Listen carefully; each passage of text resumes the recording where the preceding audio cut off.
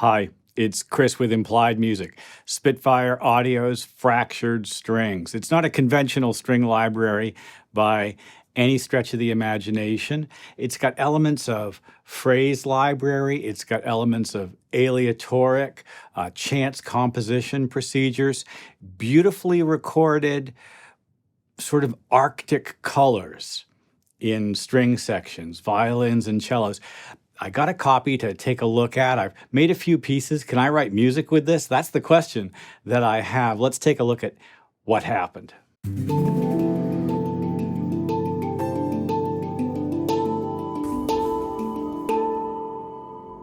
Well, if you're familiar with any of Spitfire's offerings, the user interface will be easy to manage for you. It uses the standard Spitfire player, and this is the front end of that. The big knob in the center, when you click on it, gives you options for controlling things. And as always, we have modulation control of dynamics, and we also have some fader control, I believe, of just overall volume, which I usually just leave kind of up. Well, each of these patches, both the violins patches, which there's a bunch of them, and the cello patches, again, a whole bunch, offer a number of choices. And these are fascinating because each of these choices gives you tiny little phrases. And I think probably the single most interesting thing about these phrases is a new thing which is called scale mode. Well, scale mode allows you to select how those little phrases move. Now, a light gesture, like just a low velocity note, will result in a warble of just a step. And if I strike that note a little bit louder, you can hear it went to a fourth. Let's see if I can get a third. So you never know exactly what well, I mean, you do because you're controlling it. So there's an element of chance to some degree, but there's also an element of control because I can select and constrain the trill to a specific scale. So if I choose two notes and then two more, you can hear they're in the key.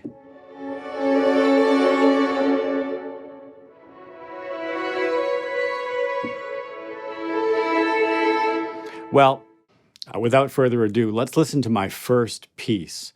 I've got two different violins, and each of them are creating little melodic phrases as I change notes.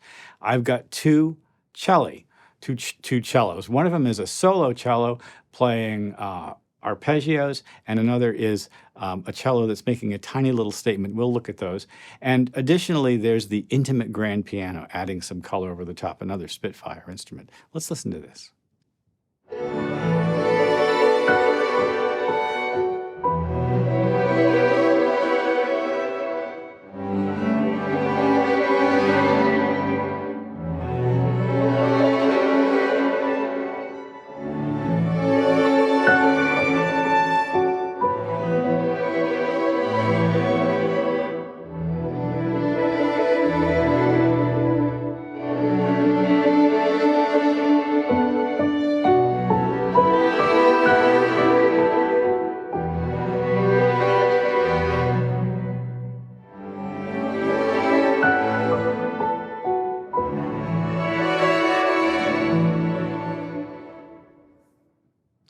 There are textures there that are very hard to get with anything but a library like this, because these are actual performances, small performances that are played by individual keys, but performances nevertheless. And so you get a sense of organic wholeness. Now, I really had to roll with what was there for me. You know what I mean? I had to listen to what was happening and respond to it. So at some level, I'm giving up control. But at another level, I'm getting that organic goodness that you can only get out of a performance. My tempo is 130 beats a minute, and the little wobbly bits, like that's syncing to tempo. And it syncs to tempo pretty well within a range from, say, 70 beats a minute up to 140 or so. It's much happier in the mid-range. This is 130, and it's okay. Each phrase has a specific length. It won't go on forever. Here, I'll just hold the key down. You'll see what I mean. It's gone. I'm still holding the key and it's disappeared. Well, the violin's dispersal is a fascinating instrument, and sort of dispersals kind of have this sort of loose gestural thing. Listen to this.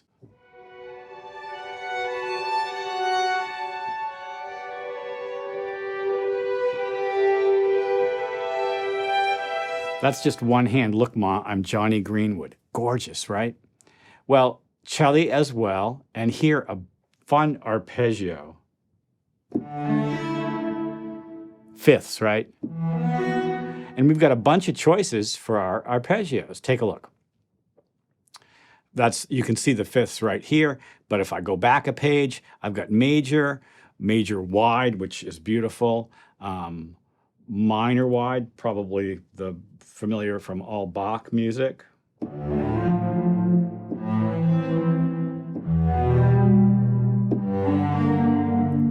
It's so great, right? That's a real performance and it's in time.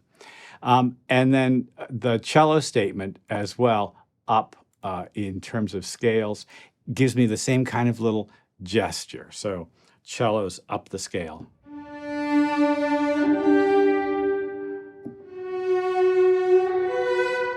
All that sort of pulls together to create the sound that we just heard. Well, you do, as I said, have to roll with what's really there and get used to the library. I spent all morning trying different things and playing around with it. I do love the net result. Listen, I have two more things to play you. Let's play the second one.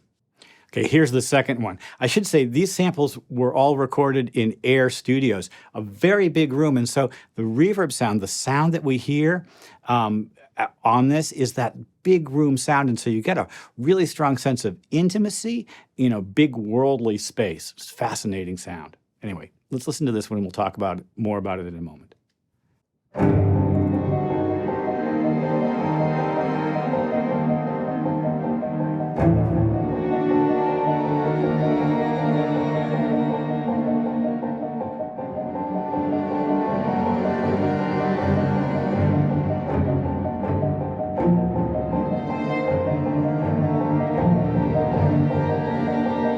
I've got Pitt's cello over on one side, the piano driving us in 16ths,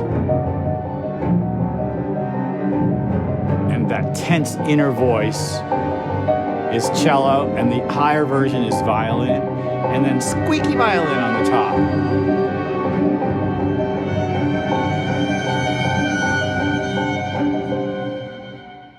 Again, a texture that would be very difficult to achieve with conventional libraries, and yet I found myself going to this as I worked. Now, it took a little bit of work. I want to show you the mixing board here because what I found is I needed to narrow each sound field within each of them. And when I did, I was able to place the violins and cellos in a slightly better picture for me.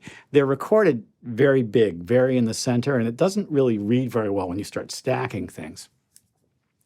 And it's possible that the best use of these sounds would be as a sort of a layer over the top of more conventional writing, adding a kind of a bells and whistles or sort of performance fairy dust to conventional library scoring. In fact, that performance element just adds an awful lot if you just add one track on top of something. My friend calls this twiddly bits when you're adding a little color and sparkle. May not even respond directly to the piece, but just adds a little bit of interest there. I have one more thing to play for you and one more important part of the library to show you. So for a while now, Spitfire has been offering a sort of a separate page in a lot of their players with this thing called the Evo Grid. I think it's probably evolution or something. And then it's just called a grid in this context. And what it does is it layers a whole bunch of different articulations across each key. You can choose different articulations specifically for each key. You can program them. You've got randomized functions. Feeling lucky, hit that and you're good to go. You get whole phrases that outline these chords. Now, Paul's done a great in-depth review of this, and it's on the Spitfire website. Take a look at it. I found sort of to my dismay, that the phrases in the grid were not tempo synced. You're sort of stuck with the tempo that they're performed at. Maybe I am mistaken, but they wouldn't sync exactly. So I just went with what was there, and that was fine and fun. Now, I actually chose my phrases carefully, picking chord qualities that sound sort of diatonic. So I've got something in the strings that really just sounds like a standard chord progression. Listen to it. Each key plays a chord quality, a phrase based on that chord. And it really is a performance. We're really hearing these instrumentalists. Well, you get the idea. So taking cues from that chord progression, I added a few layers on top of it, and really kind of beautiful layers. Now this has gotten kind of chaotic because the diatonic sound of those chords is sort of embattling the other more random elements. I really like the effect.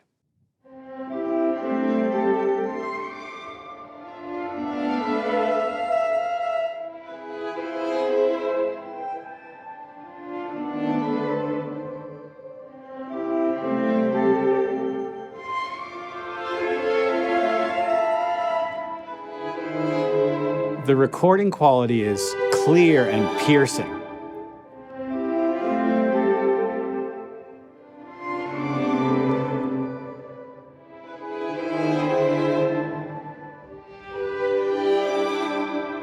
Beautiful.